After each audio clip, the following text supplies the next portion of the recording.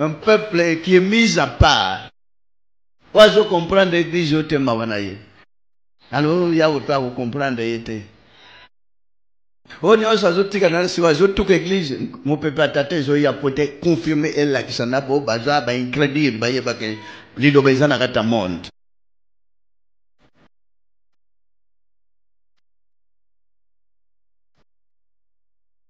Le bon qu'on a tâté, c'est télémélicolé, tombani déjà. Faut être placé le bon qu'on a soit chenios mais pas les pour nous vandinya iloba. Vous brillez l'amour, bolingo et tourne dans la gata, vous n'avez la mobilité, vous n'avez la mobilité. On a écrit, Jésus dira, bien aimé, n'aimez pas le monde avec les choses qui se trouvent.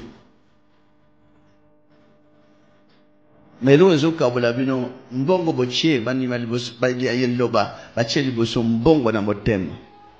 Mbongo iko yanango, me considérer mbongo likola polika muninga na umotote.